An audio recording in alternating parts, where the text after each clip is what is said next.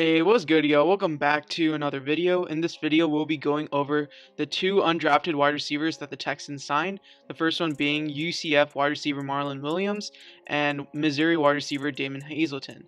And let's go right into it. So Marlon Williams, he's 5'11", 209 pounds, and he's a beast at wide receiver. He operated as a big slot target, and he was one of the best yards after catch wide receivers in college football.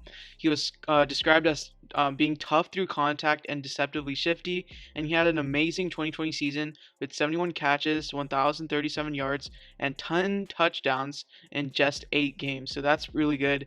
In 2019, he caught 51 passes for 717 yards and 14.1 yards per reception, and scored 6 touchdowns in that year. And he had a really strong effort in the Gasparilla Bowl with 7 catches, 132 yards, and 75-yard touchdown. And yeah, so he had a great he had a great collegiate career, and some of his strengths are that he averaged 129.8 yards per game with 10 touchdowns in 2020. So he's definitely going to stuff the stat sheet. Big body, like I mentioned, 6'2", and with a strong lower half. His hands and feet are usually in sync, and he works around traffic and has a good feel of space when going against zone. And he's pretty physical to separate at the top of the route, and he plays to control foot quickness. His hands can be sudden when he needs to be, and he does have nice feet near the sideline, so those toe drags are very part of his arsenal. And yeah, he's a very physical runner. But some of his weaknesses are that he is rarely asked to help in the run game, so that there is a call for concern whether he can help in that regard.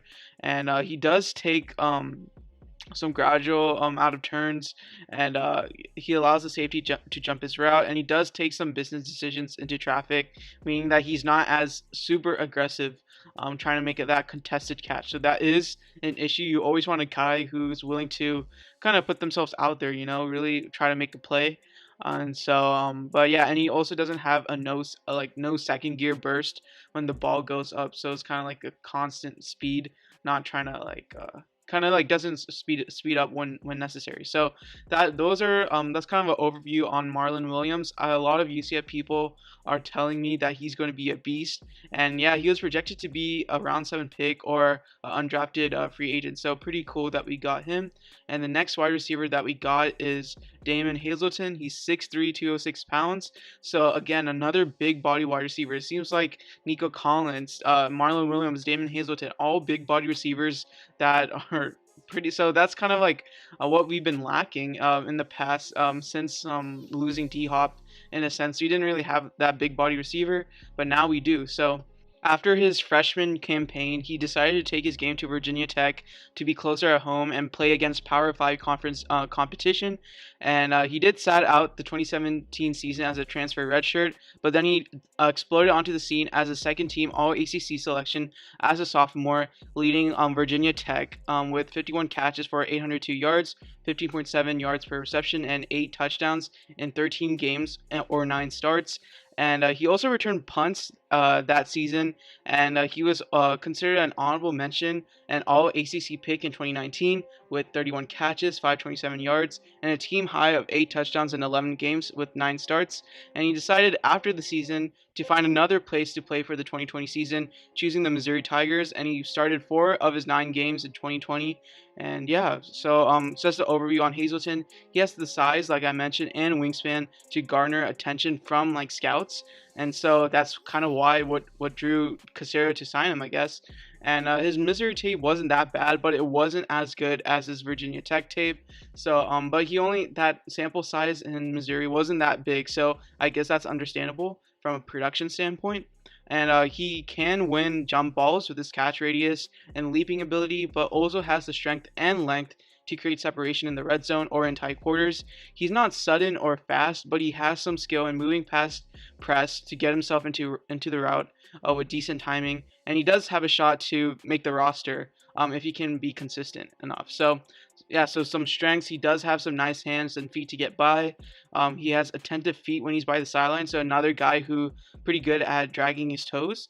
And he's patient to hold up coverage while waiting for his ball arrival, and he's able to swing his hip like suddenly to adjust to back shoulder throws, and that's kind of what Mills is kind of good at, back shoulder throws, things like that.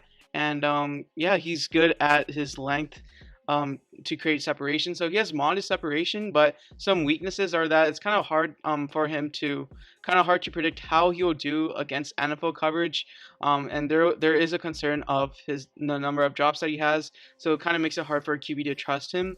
And he does need to improve his contested catch security. So obviously, a guy with kind of pros, a lot of ups and a lot of kind of question marks. And so that's why he was also projected to be around 7 undrafted free agent. So very interesting dudes. I didn't think that we were going to get more wide receivers, considering that our wide receiver room is filled with the killer C's. You have Cooks, Cobb, Conley, Coulter. Probably missing someone else, and then you have Collins to that, and there's so many other QT, if I didn't mention his name. And yeah, so there's so many like wide receivers. So it's kind of weird that we didn't go after the other guys. I know Ardarius Washington went undrafted, which is crazy. Dylan Moses went undrafted, and so we definitely needed help in the cornerback or safety department, secondary. But I feel like Nick Caserio is kind of justifying that with his free agent acquisitions on the defense, most of them being on defense. So I guess like that's going to be like next season is where he addresses the defense for sure. And yeah, that's going to be it for the video. Let us know your thoughts on these two guys, Marlon Williams and Damon Hazelton. And as always, be sure to like, subscribe, and turn on post notifications. Thank y'all for watching. Peace.